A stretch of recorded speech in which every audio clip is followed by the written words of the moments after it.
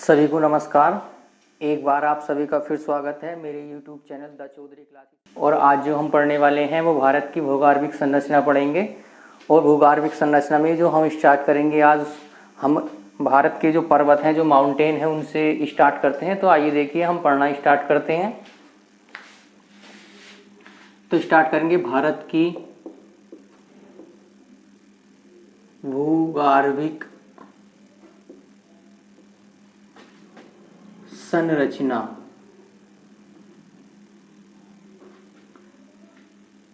देखिए, हम भूगर्भिक संरचना से स्टार्ट करने वाले हैं और उसमें हम क्या पढ़ने वाले हैं, तो हम पढ़ेंगे भारत के पर्वत। सबसे पहले तो हमें ये पता होना चाहिए कि पर्वत होता क्या है। तो देखिए, अगर बात करी जाए तो आपने कुछ आकृतियां देखी होंगी। देखिए, आपने जैसे मान लीजिए ये समतल है, ये क्या है, हमारा समतल वाला जो पृथ्वी की भूपर्वटी है उसका ऊपरी हिस्सा ये समतल है। इस पर आपने कुछ ऐसे स्थान देखे होंगे जो इस तरह से उठे हुए होते हैं। कुछ आपने इस तरह के स्थान देखे होंगे जो इस तरह से उठे हुए होते हैं। तो देखिए, ये जो ऐसे स्थान जो समतल से ऊंचे उठे हुए होते हैं, लेकिन ऊपर जाकर क्या होते हैं, वो भी समतल होते हैं। तो ऐसे क्षेत्र ये कहलाते हैं पठार। और ऐसे भाग जो समतल क्षेत्र से ऊंचे हुए उठे हुए होते हैं और उनका जो शीर्ष होता है वो नुकीला होता है, उनका शीर्ष एकदम तीव्र ढलान वाला होता है, तो वो क्या कहलाते हैं, तो वो कहलाते हैं पर्वत। वो क्या कहलाते हैं, पर्वत। देखिए, आपने सुना होगा पहाड़ी। पहाड़ी क्या होती है, तो वही पर्वतों का छोटा रूप है। अगर इनकी ऊंचाई 1000 मीटर, अगर इन आकृतियों की ऊंचाई, इस आकृति की ऊंचाई अगर 1000 मीटर तक है तो वो पहाड़ी कहलाएगी, और उससे ऊपर है तो वो क्या कहलाएगा, फिर पर्वत कहलाएगा। तो ये क्या होते हैं पर्वत, तो हम देख लेते हैं। पर्वत होते हैं समतल क्षेत्र पर, समतल क्षेत्र पर उठे हुए भाग जिनका शीर्ष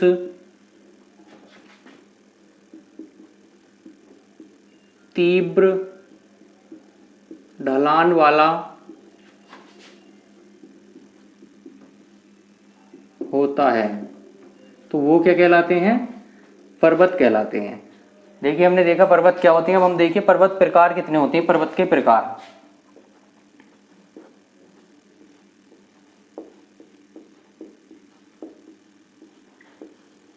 तो पर्वत देखिए, सबसे पहले जो हम पढ़ने वाले हैं वो पढ़ेंगे हम बलित पर्वत। इन्हीं को हम बोलते हैं मोड़दार पर्वत, और इन्हीं को बोलते हैं हम नवीन पर्वत। यही क्या कहलाते हैं, बलित पर्वत, इंग्लिश में फोल्डिंग माउंटेन, मोड़दार पर्वत या नवीन पर्वत।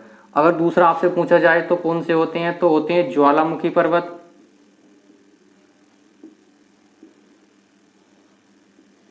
दूसरे प्रकार के पर्वत जो होते हैं ज्वालामुखी पर्वत होते हैं। तीसरे प्रकार के पर्वत होते हैं भ्रंश घाटी पर्वत, रिफ्ट वैली माउंटेन। और जो चौथे प्रकार के पर्वत होते हैं वो होते हैं अवशिष्ट पर्वत।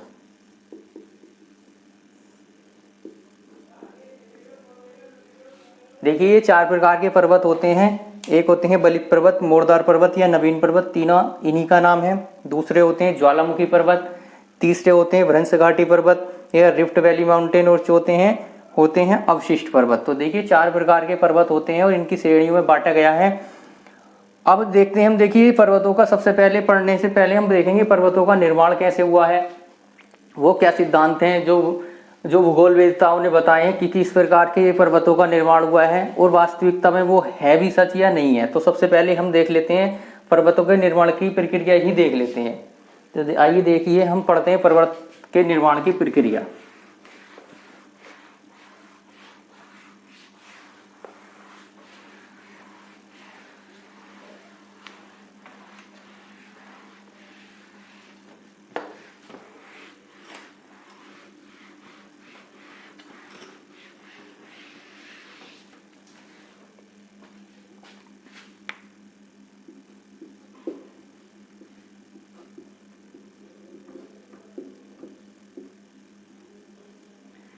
देखिए पर्वत निर्माण, देखिए अगर बात करी जाए तो इसमें सिद्धांत हैं।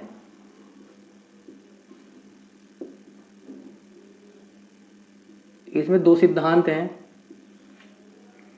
एक है प्लेट विवर्तनिक सिद्धांत और दूसरा जो है वो है भूसन्नति सिद्धांत।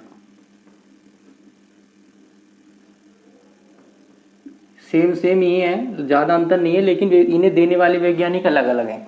अगर आपसे पूछा जाए प्लेट विवर्तनिक सिद्धांत किसने दिया है, तो ये दिया है हैरी हेस ने। प्लेट विवर्तनिक सिद्धांत किसने दिया है, तो हैरी हेस ने दिया है। अगर आपसे पूछा जाए प्लेट विवर्तनिक सिद्धांत की व्याख्या किसने की है, तो वो की है मोर्गन ने। इसकी व्याख्या किसने की है, तो मोर्गन ने की है, लेकिन ये सिद्धांत दिया किसने है, तो हैरी हेस ने दिया है। अगर आपसे पूछा जाए भूसन्नति सिद्धांत किसने दिया है, तो ये दिया है कोवर ने। एक भूगोलवेत्ता हुए हैं कोवर, उन्होंने दिया है ये भूसन्नति सिद्धांत। तो ये दो सिद्धांत हैं जो पर्वत निर्माण की प्रक्रिया बताते हैं, और उसमें हम क्या पढ़ने वाले हैं, तो प्लेट विवर्तनिक सिद्धांत पढ़ने वाले हैं, क्योंकि यही सबसे महत्वपूर्ण माना जाता है। और ऐसा माना जाता है इस सिद्धांत के आधार पर ही क्या हुआ है, तो पर्वतों का निर्माण हुआ है, या पर्वतों के निर्माण पर यह सिद्धांत आधारित है। तो हम पढ़ लेते हैं प्लेट विवर्तनिक सिद्धांत क्या है। तो देखिए, अगर आपसे सबसे पहले प्लेट विवर्तनिक सिद्धांत ही देखते हैं।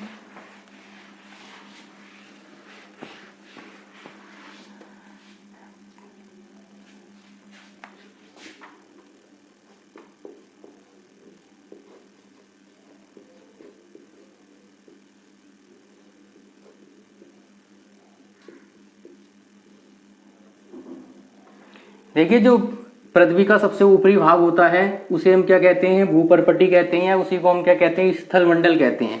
तो मान लीजिए ये क्या है, पृथ्वी का ऊपरी भाग है। ये क्या है, पृथ्वी का ऊपरी भाग है। इस पर कुछ क्या है, पेड़ पौधे हैं। इस पर क्या है, कुछ पेड़ पौधे हैं।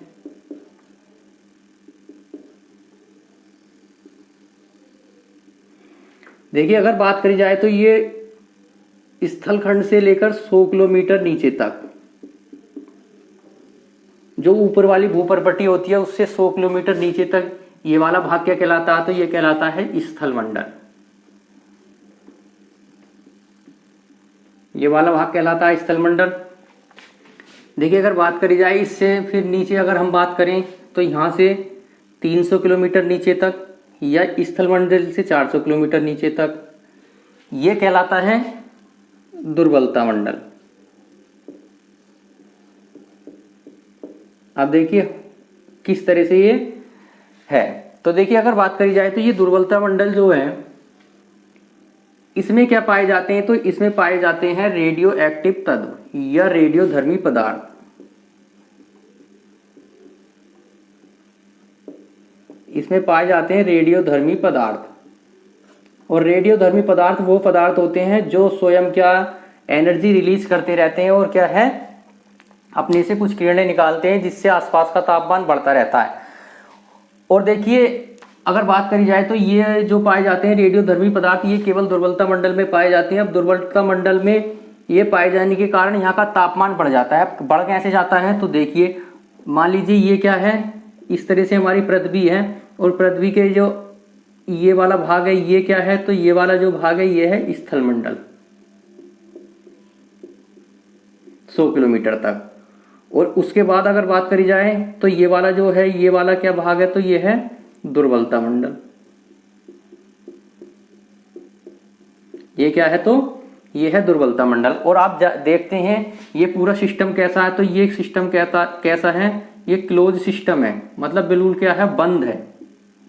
और आप पढ़ भी चुके हैं साइंस में, और हम सब जानते हैं कि जब कोई ऐसा बंद सिस्टम होता है या क्लोज सिस्टम होता है, और उसमें जब कोई एनर्जी रिलीज होती है, तो टेम्परेचर हमेशा क्या होता है, प्रेशर के समानुपाती होता है। अगर टेम्परेचर बढ़ता है तो प्रेशर भी बढ़ेगा। डायरेक्ट प्रोपोर्शनल होता है किसके, प्रेशर के। अगर प्रेशर बढ़ेगा तो टेम्परेचर भी बढ़ता है। तो देखिए, इसमें क्या होता है, अब क्या होता है, जैसे ये रेडियो एक्टिव पदार्थ इसमें होते हैं, तो इसमें क्या होता है, ये अपने से एनर्जी रिलीज करते रहते हैं, और एनर्जी रिलीज करने के कारण यहाँ का तापमान जो होता है वो लगभग 1900 डिग्री सेंटीग्रेड तक पहुँच जाता है। कितना पहुँच जाता है? 1900 डिग्री सेंटीग्रेड तक। अब होता क्या है, जब इसका तापमान 1900 डिग्री सेंटीग्रेड तक पहुँच जाता है तो यहाँ पर जितने भी पदार्थ होते हैं, यहाँ पर क्या होते हैं, जितने भी पदार्थ होते हैं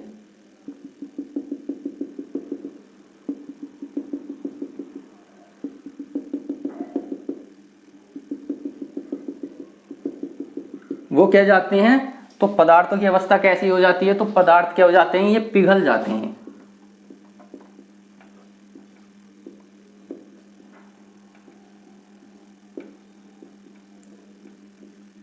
पदार्थ पिघल जाते हैं और इन्हीं पिघले हुए पदार्थों को हम क्या कहते हैं, तो इन्हीं पिघले हुए पदार्थों को हम कहते हैं मैग्मा। इन्हीं पिघले हुए पदार्थों को हम क्या कहते हैं, तो मैग्मा। अब आपको ये तो पता चला कि क्या है मैग्मा, क्या है, तो मैग्मा क्या होता है, दुर्बलता मंडल में पाया जाने वाला तरल पदार्थ होता है। और वो तरल पदार्थ क्या होता है, जो दुर्बलता मंडल में पदार्थ पाए जाते हैं तो रेडियो एक्टिव तत्वों के कारण वहां का तापमान बढ़ता रहता है और वो कैसी अवस्था में आ जाते हैं, तरल अवस्था में आ जाते हैं, और उसे ही हम क्या कहते हैं, तो मैग्मा कहते हैं। अब देखिए, अब बात आती है प्लेट। प्लेट क्या है, बात आती है कि प्लेट क्या है। तो देखिए क्या होता है, दुर्बलता मंडल और स्थल मंडल, स्थल मंडल और दुर्बलता मंडल।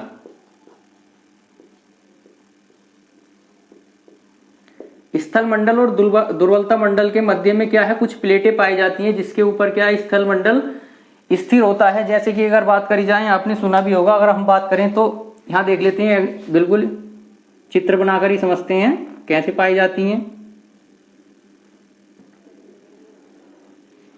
देखिए यहां पर क्या होता है, इस तरीके से क्या होती हैं, कुछ प्लेटें पाई जाती हैं।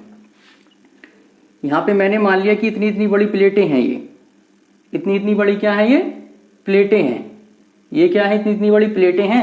और मैंने मान लिया इस प्लेट के ऊपर जो है वो ये स्थान है, इस प्लेट के ऊपर जो स्थिर है वो ये स्थान है, इस प्लेट के ऊपर जो स्थिर है वो क्या है, ये स्थान है, और इस प्लेट के ऊपर जो स्थिर है वो क्या है, ये स्थान है, उस प्लेट के ऊपर ये स्थान स्थिर है। अब बात करी जाए, मैंने मान लिया ये क्या है, मान लीजिए ये क्या है, यूपी है, ये क्या हो गया, यूके हो गया, ये क्या हो गया, दिल्ली हो गया, और ये क्या हो गया, मान लीजिए एमपी हो गया, और ये क्या हो गया, मान लीजिए बिहार हो गया। तो क्या है, अगर मान लीजिए ये क्या है, छोटी छोटी प्लेटों में हमने मान लिया इस प्लेट पर क्या स्थिर है, यूपी है, इस प्लेट पर क्या है स्थिर, यूके है, इस प्लेट पर स्थिर क्या है, दिल्ली है, और इस प्लेट पर स्थित क्या है, एमपी, और इस पर क्या है, बिहार है। तो इसमें जो छोटे छोटे टुकड़े होते हैं जो दुर्बलता मंडल के ऊपर तैरते रहते हैं, और उसके ऊपर ही क्या होता है, 100 किलोमीटर ऊपर हमारा स्थल मंडल होता है, और उसी पर क्या पाई जाती है, भूपर्पटी, और वहीं पर क्या है, हमारा जीवन है। अब बात करी जाए तो देखिए क्या है, अगर इस तरीके से प्लेटें बांटी जाएं, अगर इस तरह से छोटे छोटे हिस्सों में प्लेटें बांटी जाएं तो क्या है, प्लेटों की संख्या बहुत अधिक हो जाएगी। तो इस तरह से हमारे भूगोलवेत्ताओं ने इन प्लेटों को क्या बांटा है, तो बहुत बहुत बड़े भागों में बांट लिया, और वो बांटा है महाद्वीपीय प्लेट और महासागरीय प्लेटों में, महाद्वीपीय प्लेटों में और महासागरीय प्लेटों में। तो देखिए अगर हम बात करें तो जो प्लेटें हैं, अगर बात करी जाए बड़ी बड़ी प्लेटें कितनी है, तो अगर बात करी जाए आपसे बड़ी प्लेटों की संख्या कितनी है, तो वो 7 है। अगर आपसे पूछी जाए छोटी प्लेटें कितनी है, तो वो कितनी है, तो वो 20 या 20 है। तो अगर आपसे क्वेश्चन कई बार पूछा भी गया है कि बताइए भूगोलवेत्ताओं ने कितनी बड़ी प्लेटों में हमारी पृथ्वी को बांटा है, तो वो 7 प्लेटें हैं, छोटी प्लेटें 20 हैं। जो हमारे भूगोलवेत्ताओं ने, ये जो हमारे भूगोल के वैज्ञानिक हैं, उन सभी ने ये बताया है। अब बात आती है, ये तो प्लेटें हो गई, लेकिन इनसे पर्वतों का निर्माण कैसे होगा। तो देखिए हम देखते हैं अब इन प्लेटों की गति। ये तो हमने देखा कि प्लेट होती हैं। अब हम देखिए, अब एक बात और समझते हैं। देखिए इसे साफ कर देता हूं मैं, यहां देख लेते हैं। देखिए हमने प्लेटें देखी,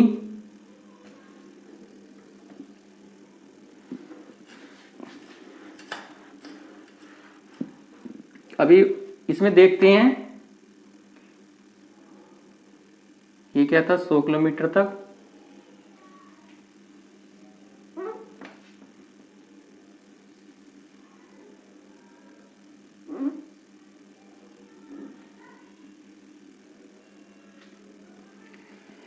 ये मान लीजिए। तो अगर बात करी जाए तो मैंने आपको बताया था ये प्लेटें क्या होती हैं, तो इन प्लेटों की जो मोटाई होती है यहाँ देखते हैं हम। ये वाली जो प्लेट है और मान लीजिए यहाँ पर क्या है, जल भरा हुआ है। यहाँ पर क्या है, ऐसा भी तो होगा कोई स्थलखंडी नहीं है पृथ्वी पर तो जल का भी भाग है, और वो जल भी तो क्या है, पृथ्वी पर ही टिका हुआ है, मतलब उसके नीचे भी कोई ना कोई प्लेट है। तो मैंने मान लिया कि ये क्या है, जिस पर ये महासागर टिका हुआ, तो ये हो गई महासागरीय प्लेट। ये क्या हो गई, महासागरीय प्लेट। और जिस पर स्थल टिका हुआ है या महाद्वीप टिका हुआ है तो हो गई महाद्वीपीय प्लेट।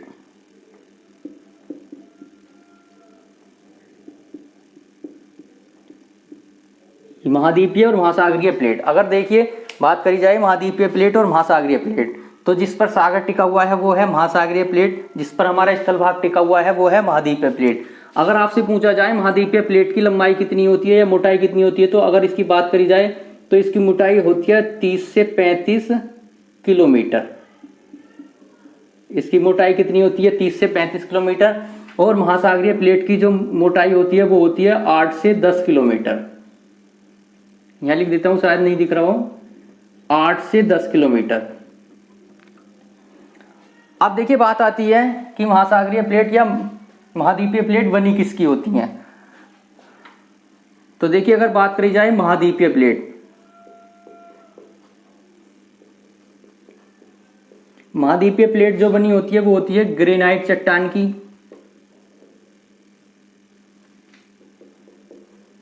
महाद्वीपीय प्लेट जो होती है वो क्या होती है, ग्रेनाइट चट्टान की। और महासागरीय प्लेट किसकी बनी होती है, तो ये होती है बेसाल्ट की। किसकी बनी होती है, तो ये बेसाल्ट की बनी होती है। महाद्वीपीय प्लेटें ग्रेनाइट की बनी होती हैं और महासागरीय प्लेटें किसकी बनी होती हैं, बेसाल्ट की। तो हमने देखा क्या है, महासागरीय प्लेट कौन सी होती है, महाद्वीपीय प्लेट होती हैं। प्लेटें कहाँ पाई जाती हैं, इनकी मोटाई क्या होती है, बड़ी प्लेटें कितनी है, छोटी प्लेटें कितनी है, ये सारी चीजें हमने देखी। जो ये वाला भाग होता है स्थलखंड से 100 किलोमीटर नीचे तक क्या पाया जाता है, तो स्थलमंडल पाया जाता है। और उससे नीचे क्या पाया जाता है, 300 किलोमीटर तक दुर्बलता मंडल पाया जाता है, जिसमें रेडियो एक्टिव पदार्थ या रेडियो धर्मी पदार्थ पाए जाते हैं, जो स्वतः ही सेल्फ एनर्जी रिलीज करते रहते हैं। और उससे क्या होता है, दुर्बलता मंडल का तापमान बढ़ जाता है। और दुर्बलता मंडल का तापमान बढ़ने के कारण ये वाला जो क्षेत्र होता है, इसमें जो पदार्थ होते हैं वो पिघल जाते हैं, और पिघल कर क्या हो जाता है, फिर उनका मैग्मा बन जाता है। और तापमान कितना हो जाता है यहाँ का, 1900 डिग्री सेंटीग्रेड। अब देखते हैं ये पर्वतों का निर्माण कैसे करेंगी, तो हम देख लेते हैं।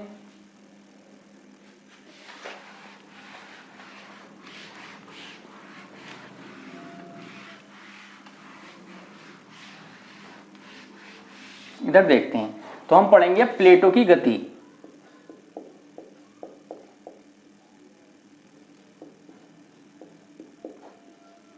प्लेटों की गति कैसे होती है, देखिए क्या होगा।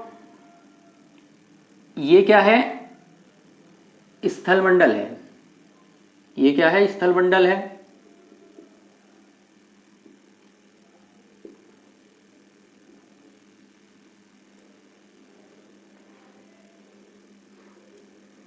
ये दो प्लेटें हैं, ये P1 मैंने मान ली और ये मान ली मैंने P2। ये क्या है, तो ये 100 किलोमीटर है। और इसके नीचे क्या है, तो ये 300 किलोमीटर तक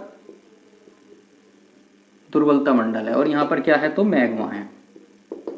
और मैं आपको अभी बता चुका हूँ ये सब क्या है, तो क्लोज सिस्टम है। और आपने एक साइंस में एक ऊष्मा संचरण की विधि पढ़ी होगी, उसमें क्या होती है, जो ऊष्मा अपना संचरण करती है वो 3 विधियों के माध्यम से करती है। एक होती है विकिरण,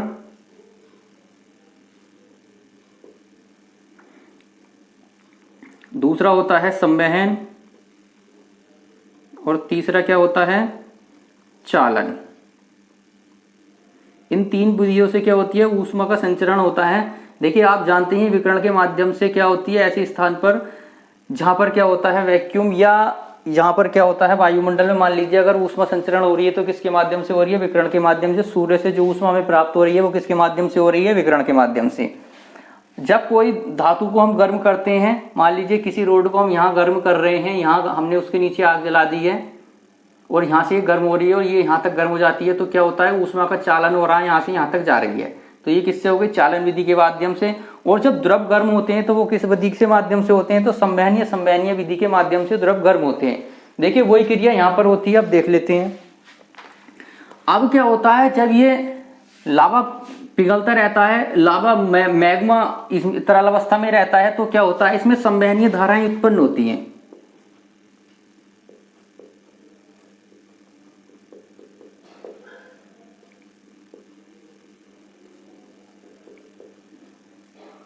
इसमें क्या होती हैं, संवहनीय धाराएं उत्पन्न होती हैं। अब संवहनीय धाराएं उत्पन्न होती हैं तो क्या होता है, देखिए इसमें गति होने लगती है। ये इस तरह से जाता है, इस तरह से जाता है, इस तरह से जाता है, और फिर वापस क्या है, इस तरह से आता है, इस तरह से ऊपर उठता है, नीचे जाता रहता है, ऊपर उठता है, नीचे जाता रहता है। तो इस तरह से क्या होती रहती है, इसमें संवहनीय धाराओं का निर्माण होता है। देखिए एक एग्जाम्पल से हम समझ लेते हैं, अगर आपकी समझ में नहीं आया है। मान लीजिए कोई जल है या नदी है,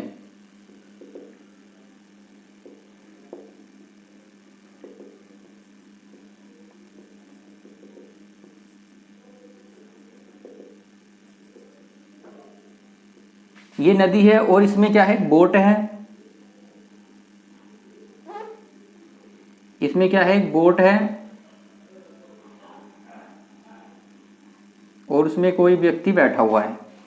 अब देखिए क्या होगा, मान लीजिए ये क्या है, तो ये कोई व्यक्ति है, ये क्या है, तो ये नाव है, और ये क्या है, तो ये जल है या नदी है। यही वाली चीज हम इसमें क्या है, यूज करके देखते हैं। मान लीजिए इसे हम क्या मान लेते हैं, इसे व्यक्ति को हम मान लेते हैं स्थल, इसे मान लेते हैं हम प्लेट, उससे नीचे वाला भाग ये वाला, और इसे हम क्या मान लेते हैं, तो इसे हम मान लेते हैं मैग्मा। देखिए अगर मान लीजिए इस जल में कोई हलचल होती है, इस जल में कोई हलचल होती है, तो इस हलचल के कारण क्या होगा, तो नाव हिलेगी। अब जब ये नाव हिलेगी तो फिर क्या होगा, तो इस व्यक्ति को भी हलचल का महसूस होगी, या इस व्यक्ति को भी थोड़ी बहुत हलचल महसूस होगी, ये व्यक्ति भी हिलेगा नागिन की तरह, तो ये व्यक्ति भी हिलेगा। अब देखिए ये चीजें हम देख लेते हैं। मैग्मा क्या है, जब ये मैग्मा हिलेगा तो क्या हिलेंगी, ये प्लेटें हिलेंगी, और जब ये प्लेटें हिलेंगी तो ऊपर वाला स्थल भाग हिलेगा। तो देखिए जब स्थल वाला भाग हिलेगा और हमें महसूस होगा, तो क्या फिर हमें, तो ये तो 100% है कि जब प्लेटों में गति होती है तो हमेशा क्या आता है, भूकंप आता है। लेकिन निर्भर ये करता है उसकी तीव्रता कितनी है। अगर अधिक तीव्रता होती है तो हमें एहसास होता है, और कम तीव्रता होती है तो हमें एहसास नहीं होता है। तो सबसे पहली बात तो हमें ये पता चला कि भूकंप कैसे आता है। तो भूकंप अधिकतर जो निर्भर करता है वो प्लेटों के टकराने पर करता है। जब प्लेटें आपस में टकराती हैं तो क्या होता है, हमें स्थलखंड पर एक हलचल महसूस होती है, जिसे हम क्या कहते हैं, तो हम भूकंप कहते हैं। अब देखिए बात समझ में आई है आपके। अब देखिए जैसे नाव गति कर रही थी तो वैसे ही प्लेटें गति करेंगी। जब ये मैग्मा हिलेगा, जब ये मैग्मा हिलेगा तो ये प्लेटें क्या गति करेंगी, और जब ये प्लेटें आपस में टकराएंगी, जब ये प्लेटें आपस में टकराएंगी, एक दूसरे की तरफ जाएंगी, इस तरह से एक दूसरे की तरफ जाएंगी, प्लेटें आपस में टकराएंगी, तो ये वाला भाग क्या है, ऊपर को उठेगा, ऊपर को उठेगा, और ये उठा हुआ ही भाग क्या बनाएगा, तो इससे ही क्या बनेंगे, तो पर्वत। और पर्वत भी कैसे बनेंगे, तो मोड़दार या वलित पर्वत। इससे क्या बनेंगे, मोड़दार या बलित पर्वत। देखिए एक बार और समझ लेते हैं। इसमें क्या होंगी, संवहनीय धाराएं उत्पन्न होंगी। संवहनीय धाराओं से क्या होगा, इसमें हलचल उत्पन्न होगी। इसके हलचल उत्पन्न होने से ये प्लेटें आपस में क्या है, टकराएंगी, या इनमें हलचल उत्पन्न होगी। और जब ये आपस में टकराएंगी तो क्या है, ये एक दूसरे से टकराएंगे, और टकराकर इनके ऊपर वाला स्थलखंड ऊपर को उठेगा, और क्या होगा, उसी से क्या बनेंगे, पर्वत बनेंगे। और पर्वत कैसे बनेंगे, मोड़दार या बलित पर्वत। ये बात आई आपकी समझ में। उससे क्या बनेंगे, मोड़दार या बलित पर्वत। तो यहां हमने देखा इस किस तरह से पर्वतों का निर्माण हुआ है। अब देखिए आगे देख लेते हैं। हम देखते हैं अब आगे मोड़दार या बलित पर्वत कौन कौन से हो सकते हैं। देखिए उसमें एक एग्जाम्पल हम लिख लेते हैं। देखिए मान लीजिए हम हिमालय ही देखें जैसे, तो हिमालय क्या है, तो हिमालय मोड़दार या बलित पर्वत है।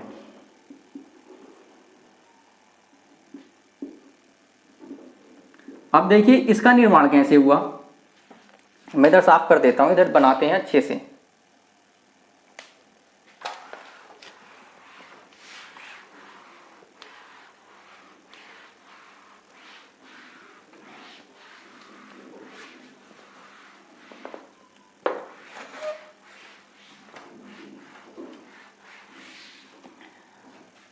देखिए हिमालय का निर्माण,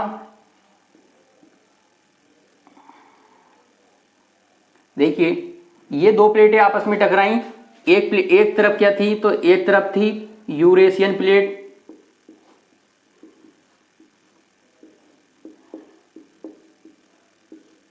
एक के तरफ थी यूरेशियन प्लेट, और बीच में क्या था, तो बीच में था टैथिस सागर। बीच में क्या था, टैथिस सागर। देखिए और इधर क्या थी, तो इधर जो थी वो थी इंडो ऑस्ट्रेलियन प्लेट।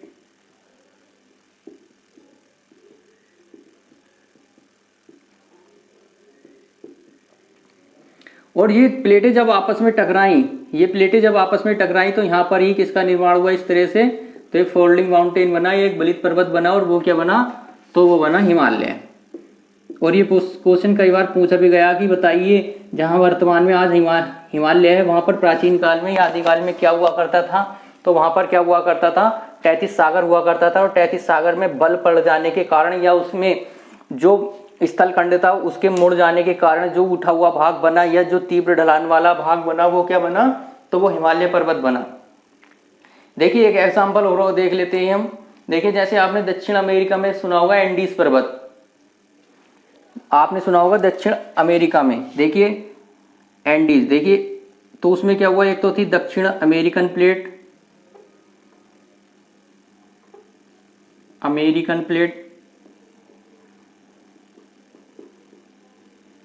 एक तरफ तो क्या थी दक्षिण अमेरिकन प्लेट, और दूसरी तरफ क्या थी, तो एक तरफ थी नजाका प्लेट। एक तरफ क्या थी, तो नजाका प्लेट। और ये दोनों सब आपस में टकराई, तो इन दोनों के टकराने से क्या बना, तो एंडीज पर्वत बना। और आप जानते ही हैं एंडीज पर्वतमाला दुनिया की सबसे लंबी पर्वतमाला है। एंडीज पर्वतमाला जो है वो दुनिया की सबसे लंबी पर्वतमाला, और कहाँ है, तो दक्षिण अमेरिका महाद्वीप में है। ये देखिए एक एग्जांपल और देख लेते हैं हम। आपने सुना होगा रॉकीज पर्वत या रॉकी पर्वत, कहाँ पड़ता है, तो उत्तरी अमेरिका में पड़ता है। देखिए अगर बात करी जाए रॉकी पर्वत की,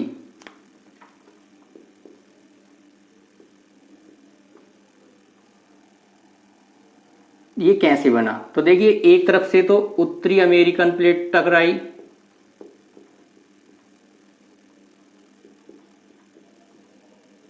और दूसरी तरफ से कौन सी टकराई, तो दूसरी तरफ से टकराई इसमें काकोस प्लेट। इसमें कौन सी टकराई, तो काकोस प्लेट, और इसी से क्या बना, तो इसी से बना रॉकी पर्वत। इसी से क्या बना, रॉकी पर्वत। तो देखिए हमने एग्जाम्पल भी देखे, और देखिए किस तरह से जो पर्वतों का निर्माण हुआ है, बलित पर्वत जो बने हैं वो किस तरह से बने हैं, वो सारी चीजें हमने पढ़ी हैं। हमने पढ़ा हिमालय का निर्माण कैसे हुआ है, और हिमालय जहाँ आज है वहाँ क्या हुआ करता था प्राचीन या आदिकाल में, तो टैथिस सागर हुआ करता था।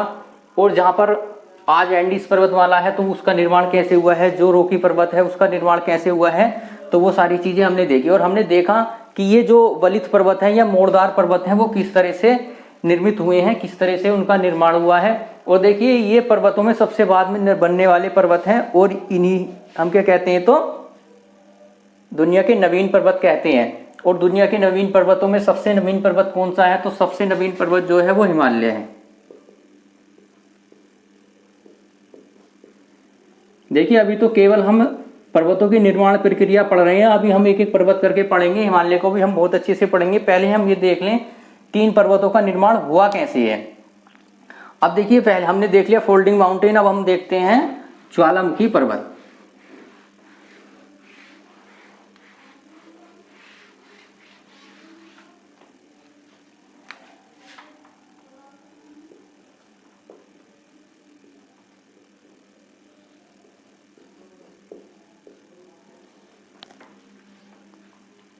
देखिए देखते हैं ज्वालामुखी पर्वत। ज्वालामुखी पर्वतों का निर्माण कैसे हुआ है। तो देखिए इनका निर्माण जो होता है वो कैसे होता है। तो एक होती है महाद्वीपीय प्लस महासागरीय। जहां महाद्वीपीय और महासागरीय प्लेटें आपस में टकराती हैं तो वहां पर क्या बनते हैं, तो वहां पर ही क्या बनते हैं, तो ज्वालामुखी पर्वत बनते हैं। अब देख लेते हैं कैसे। देखिए मान लीजिए जैसे क्या है, ये कोई महाद्वीपीय प्लेट है, ये क्या हो गई महाद्वीपीय प्लेट, और ये क्या हो गई, तो ये हो गई महासागरीय प्लेट।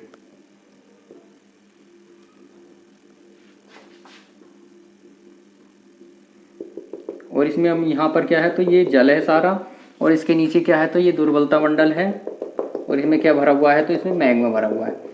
अब देखिए क्या होता है, जो महासागरीय प्लेट होती है वो क्या होती है, अधिक भारी होती है, किसकी अपेक्षा, महाद्वीपीय की अपेक्षा।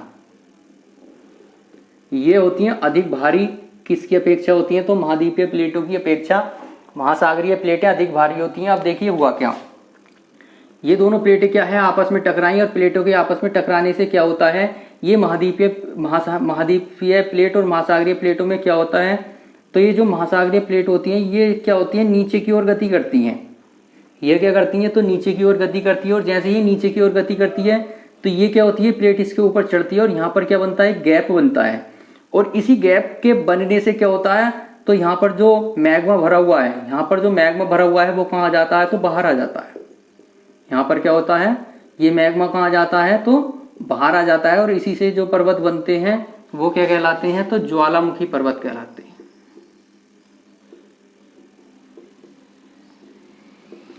अब देखिए बात और समझते हैं थोड़ी सी, ये क्या कहलाते हैं, तो ज्वालामुखी पर्वत कहलाते हैं। अब बात ये आएगी, देखिए तो ज्वालामुखी पर्वत भी क्या होते हैं, तो देखिए अगर बात करी जाए जब ये प्लेटें आपस में टकराती हैं तो इसमें भी क्या होते हैं, मोड़ पड़ते हैं। जब इसमें मोड़ पड़ेंगे तो ये भी क्या होंगे, फिर मोड़दार पर्वत होंगे।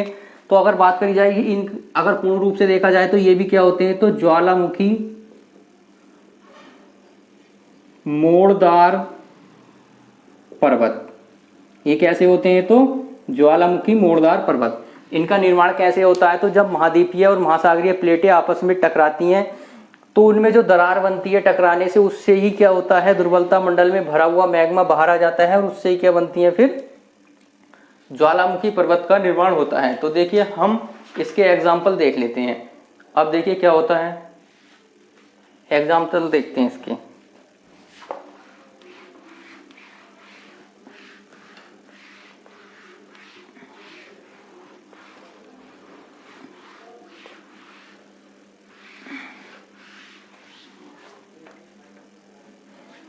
देखिए हम थोड़ा सा चित्र बना लेते हैं।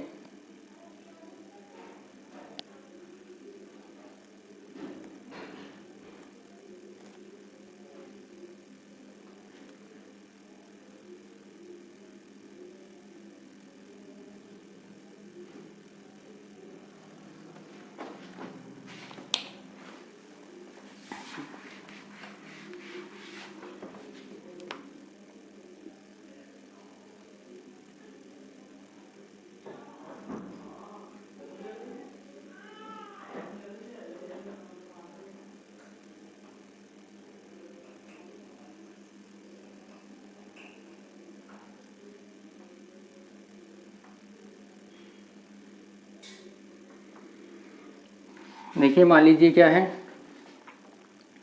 सही से नहीं बना लेकिन फिर भी कोई नहीं, हमें समझना है। ये क्या है, दक्षिणी अमेरिका।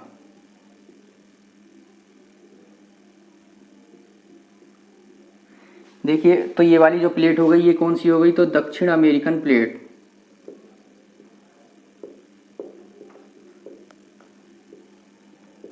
जिस पर दक्षिण अमेरिका टिका हुआ है वो कौन सी है, दक्षिण अमेरिकन प्लेट। देखिए इसी के इधर एक प्लेट है, और इस प्लेट का नाम क्या है, तो इसका नाम है नाजाका प्लेट। नजाका प्लेट, इसका क्या नाम है, नजाका प्लेट। अब देखिए क्या हुआ, और ये कैसी है, तो महासागरीय प्लेट है। ये कैसी है, तो महासागरीय प्लेट है। देखिए जब ये दोनों प्लेटें आपस में टकराई, जब ये दोनों प्लेटें आपस में टकराई तो यहाँ पर एक पर्वत बना, यहाँ पर एक पर्वत बना इस वाले किनारे पर, इस तरह से।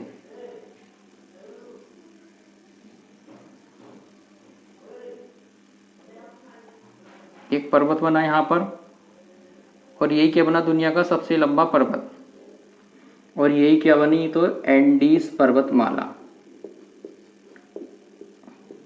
ये क्या बना, तो एंडीज पर्वत बना। अब देखिए बात करी जाए तो ये हमने मोरदार पर्वत में ही पढ़ा है, और यही हम क्या पढ़ रहे हैं, ज्वालामुखी पर्वत में। तो मैं आपको अभी बता चुका हूं, जो मोरदार पर्वत होते हैं वो ज्वालामुखी पर्वत भी होते हैं, या जो ज्वालामुखी पर्वत होते हैं उनमें भी बल पड़कर वो भी क्या होते हैं, मोरदार पर्वत होते हैं। देखिए हम देखेंगे यहाँ पर, इसमें सबसे ऊपर एक ज्वालामुखी पड़ता है यहाँ पर, और जिसका नाम क्या है, तो कोटोपैक्सी। कोटोपैक्सी ज्वालामुखी कहाँ पड़ता है, तो ये इक्वाडोर में पड़ता है। देखिए एक ज्वालामुखी इस पे यहाँ पर है, एक ज्वालामुखी इस पर यहाँ है, और उसका ना क्या नाम है, तो ओजस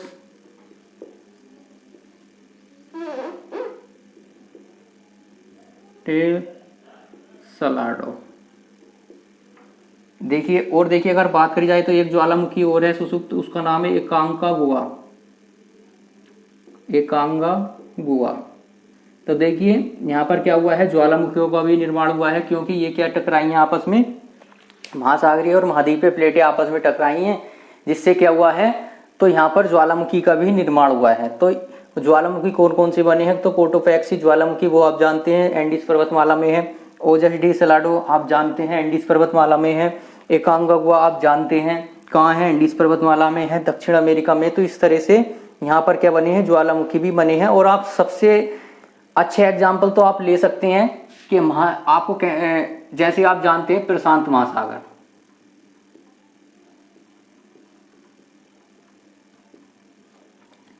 तो देखिए आप जानते ही हैं रिंग ऑफ फायर या अग्निवलय क्यों कहा जाता है प्रशांत महासागर में, तो वो इसलिए कहा जाता है, यहाँ पर क्या है, ज्वालामुखी बहुत पाए जाते हैं, तो इसलिए इसे क्या कहा जाता है, रिंग ऑफ फायर या अग्निवलय, है ना। तो वो क्यों पाए जाते हैं, क्योंकि मैंने आपको बताया है हमेशा जो ज्वालामुखी का निर्माण होगा वो कैसे होगा, तो जो महासागरीय प्लेट जब खिसकेगी और वो टकराएगी, और उसी के टकराने से जो दरार बनेगी और वहां से जो लावा निकलेगा उसी से क्या बनेंगे, तो ज्वालामुखी बनेंगे। तो देखिए ये आपको मैं बता चुका हूँ, उसका सबसे अच्छा एग्जाम्पल हम ले सकते हैं रिंग ऑफ फायर या अग्निवलय, और एक एग्जाम्पल हम ये ले लेते हैं और दूसरा एग्जाम्पल और देखते हैं। देखिए आगे हम उदाहरण इसे जल्दी से,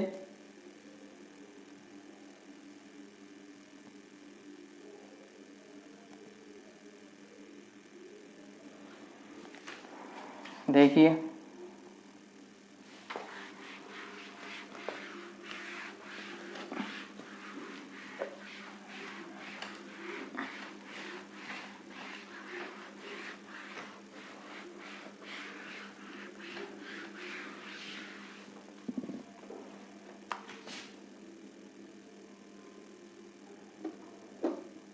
एक छोटा सा चित्र बनाते हैं, समझ में आए, बस ज़्यादा से ज़्यादा समझ में आ जाए, चित्र से अच्छा समझ में आता है इसलिए हम बना लेते हैं।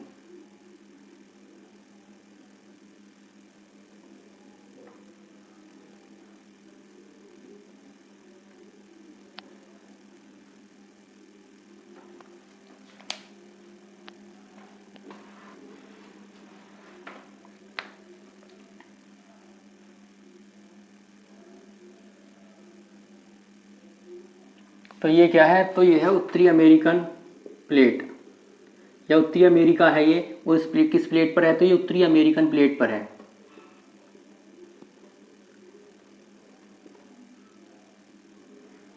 ये क्या है, तो आप जानते ही हैं ग्रीनलैंड। अब बात करी जाए तो देखिए इसके यहाँ पर एक प्लेट पड़ती है जिसे हम बोलते हैं काकोस प्लेट, इसे हम क्या बोलते हैं, तो काकोस प्लेट। देखिए जब ये दो उत्तरी अमेरिकन प्लेट और काकोस प्लेट आपस में टकराई तो यहाँ पर क्या बना, तो इस तरह से यहाँ पर बनी रॉकी पर्वत श्रेणी। ये क्या बना, तो रॉकी पर्वत। ये क्या बना, तो रॉकी पर्वत बना। और इसी पर यहाँ पर क्या बना, एक ज्वालामुखी बना और उसे हम क्या कहते हैं, तो माउंट शास्ता। माउंट शास्ता कहते हैं उसको। देखिए तो हमने देखा जो उत्तरी अमेरिकन प्लेट है और जो काकोस प्लेट है ये आपस में टकराई तो उत्तरी अमेरिका में एक पर्वत बना जिसे हम बोलते हैं रॉकी पर्वत, और उसी पर क्या बनी, तो माउंट शास्ता नाम का एक ज्वालामुखी बना। ये क्या है, तो ये क्या है, ज्वालामुखी है।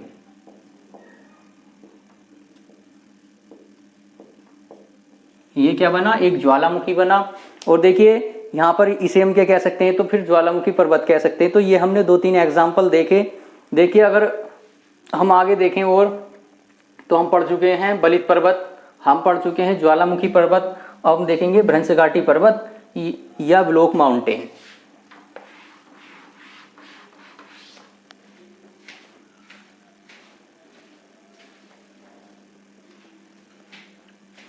भ्रंशघाटी पर्वत या ब्लॉक माउंटेन।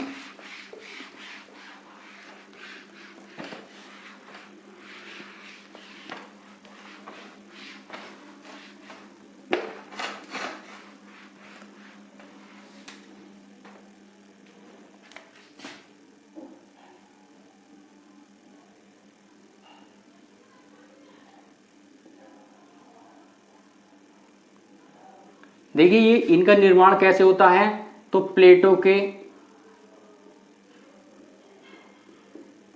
अपसरण होने से इनका निर्माण कैसे होता है, तो प्लेटों के अपसरण होने से इनका निर्माण होता है। देखिए हम देख लेते हैं, एग्जांपल समझ लेते हैं। देखिए मान लीजिए ये कोई प्लेट है, ये मैंने मान लिया कोई प्लेट है, थोड़ा बड़ा बनाते हैं। अब क्या हुआ, इसमें अपसरण हुआ, इसमें क्या हुआ, इस प्लेट में क्या हुआ, अभिसरण हुआ, खिंचाव उत्पन्न हुआ। ऐसा मानो ये प्लेट में जब खिंचाव उत्पन्न हुआ तो ये इस तरह से यहां से और यहां से टूट गई। ये क्या हुआ, ये प्लेट यहां से और यहां से टूट गई। जब ये प्लेट आपस में यहां से टूटी, अब क्या हुआ, ये दोनों फिर क्या हुई, इनमें गति हुई, और गति होने के बाद ये अब आपस में टकराई तो ये क्या बन गया, तो ये कुछ आकृति इस तरह से बन गई। जब आपस में प्लेटें टकराई तो ये वाला भाग क्या हो गया, ऊपर उठ गया। जब ये प्लेटें आपस में टकराई तो ये वाला भाग ऊपर भी चला जाता है और ये भाग नीचे भी जा सकता है। तो जिससे क्या होगा, नीचे जाएगा तो ये वाले माउंटेन बनेंगे और ऊपर जाएगा तो फिर ये माउंटेन बनेगा, और ये दोनों क्या कहलाएंगे, रिफ्ट वैली या भ्रंशघाटी। और जब ये नीचे जाएगा तो ये भ्रंशघाटी कहलाएगा और ये क्या बनेगा, पर्वत।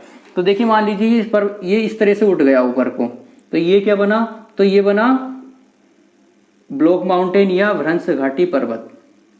ये बना भ्रंश पर्वत, और ये जो बनी साइड में ये बनी भ्रंशघाटी। ये क्या बनी, भ्रंशघाटी, और ये क्या बना, भ्रंशघाटी पर्वत। अब देखिए अगर बात करी जाए, हम इसके एग्जाम्पल देखें। एग्जाम्पल में सबसे पहले हम देखते हैं, आप जानते हैं जैसे हमारे भारत में ये क्या है, तो सतपुड़ा, सतपुड़ा पर्वत। ये क्या है, तो भ्रंशघाटी पर्वत है। और आप जानते हैं क्वेश्चन कई बार पूछा भी जाता है, गया है और जाता भी है, कई बार पूछा भी गया है कि बताइए भ्रंशघाटी पर्वत से होने वाली होकर बहने वाली 2 भारतीय नदियां कौन कौन सी हैं, तो नर्मदा और ताप्ती, क्योंकि वो कहाँ से बहती हैं, सतपुड़ा पर्वत से होकर ही बहती हैं, इसलिए हम उन्हें क्या कहते हैं, तो भ्रंशघाटी पर्वत से होकर बहने वाली 2 नदियां कौन सी हैं, तो नर्मदा और ताप्ती। अगर दूसरा एग्जाम्पल हम देखें तो ये कहाँ है, तो ये भारत है। दूसरे की अगर मैं बात करूं तो जैसे आपने सुना होगा ब्लैक फॉरेस्ट,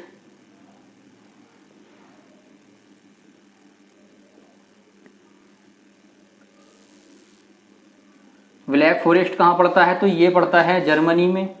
ये भी किसका उदाहरण है, तो भ्रंशघाटी पर्वत का उदाहरण है। तीसरा अगर हम देखें तो आपने सुना होगा सिएरा नेवादा,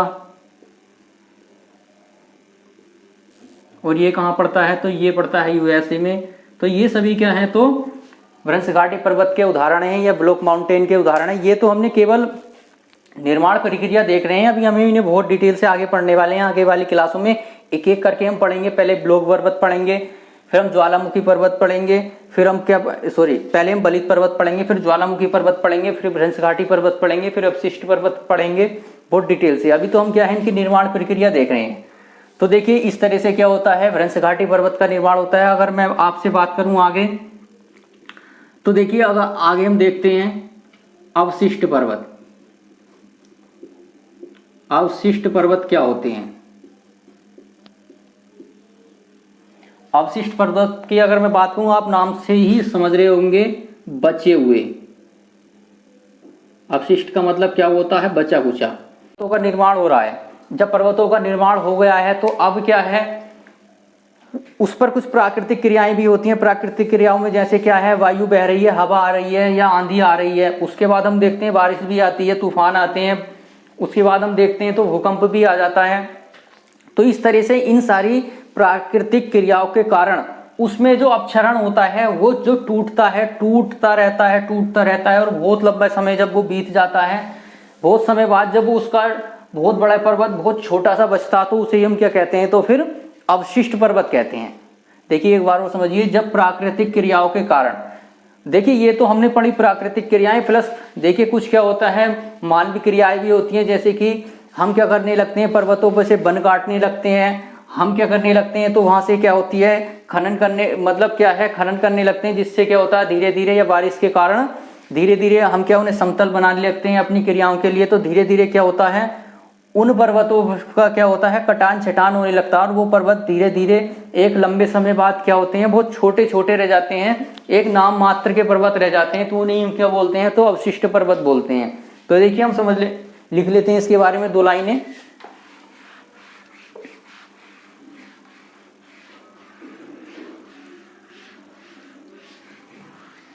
इसमें हम समझ लेते हैं, 2 लाइनें लिख लेते हैं। देखिए, तो ऐसे पर्वत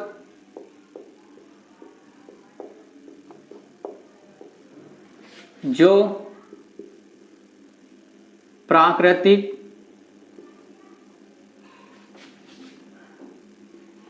और मानवीय क्रियाओं के कारण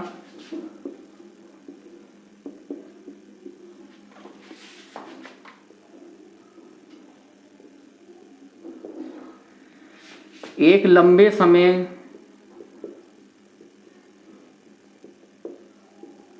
बाद बहुत कम मात्रा में रह जाते हैं, ऐसे पर्वत अवशिष्ट पर्वत कहलाते हैं।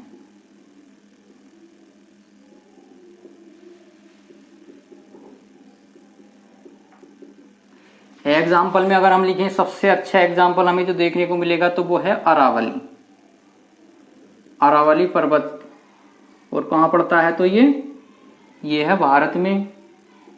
अरावली पर्वत कहाँ है, तो ये है भारत में। और देखिए अगर आपसे पूछा जाए दुनिया का सबसे पुराना पर्वत कौन सा है, तो यही क्या दुनिया का सबसे पुराना पर्वत है।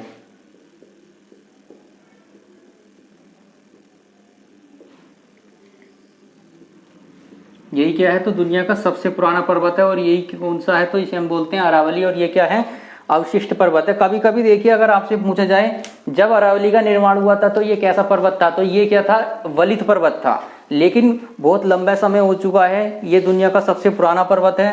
तो घिस पीटने के कारण, प्राकृतिक और मानवीय क्रियाओं के कारण ये क्या हो चुका है, इसका क्षरण हो चुका है और बहुत कम मात्रा में ये बचा है। तो इसलिए अब इसे हम किस श्रेणी में रखते हैं, तो अवशिष्ट पर्वत की श्रेणी में रखते हैं। लेकिन जब इसका निर्माण हुआ था तो ये भी क्या था, तो एक वलित पर्वत ही था।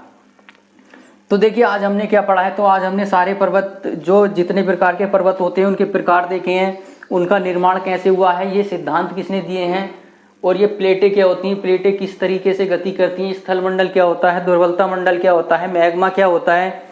तो ये सारी चीज़ें आज हमने देखी हैं। देखिए मैं समझता हूँ आपको बहुत अच्छे से समझ में आया होगा। अगर आपको फिर भी कोई प्रॉब्लम आती है तो मुझे बताएं और मेरे कमेंट्स में लिखकर भेजें, मैं फिर आपको रिपीट कर दूंगा। और देखिए अगर आपको मेरी वीडियो पसंद आ रही हैं, आपको लग रहा है कि ये आपके एग्ज़ाम के लिए हेल्पफुल हैं, तो मेरे चैनल को सब्सक्राइब करें, वीडियो को लाइक करें और शेयर करें।